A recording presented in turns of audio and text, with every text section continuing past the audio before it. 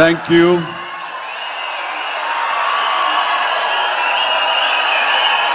దూర ప్రాంతాల నుంచి,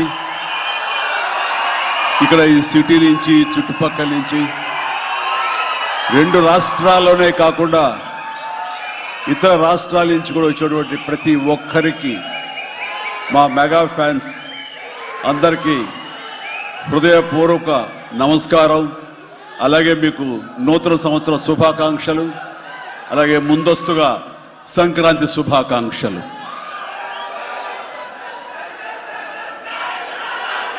ఇక్కడ నా మిత్రుడు, సోదర సమానుడు, అత్యంత ఆప్తుడు వెంకీ,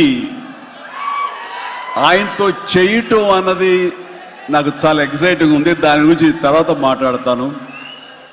ముందుగా ఏంది వెంకీ సంగతి అంటే అదిరిపోద్ది సంక్రాంతి అని, ఏంది బాసు సంగతి అంటే మనదే కదా సంక్రాంతి అని, ఎరగదిద్దాం సంక్రాంతి అని అంటాం. ఇక్కడ ఈ సందర్భంగా ప్రత్యేకించి మనదే కదా సంక్రాంతి, ఎరగదిద్దాం సంక్రాంతి అనేది కేవలం మన శంకర వరప్రసాద్ గారిదే కాదు.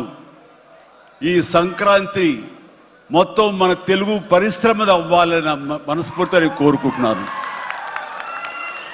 అందరికీ డార్లింగ్, ఇందా మన అనిల్ చెప్పినా, ఎవరు చెప్పినా, ప్రభాస్ రాజా సాబ్ కానీ,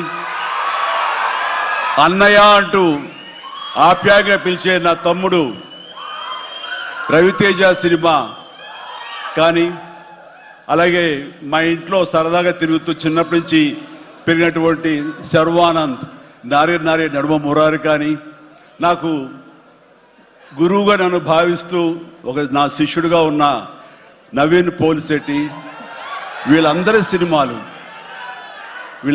సినిమాలు కూడాను ఈ సంక్రాంతికి సూపర్ హిట్ అవ్వాలని, తద్వారా వాళ్ళకి విజయం లభించడమే కాదు, తెలుగు సినిమా పరిశ్రమకు, నిర్మాతలకు, బయ్యర్లకి వీళ్ళందరూ కూడా సుభిక్షంగా ఉన్నప్పుడే అదే నిజమైన సంక్రాంతి.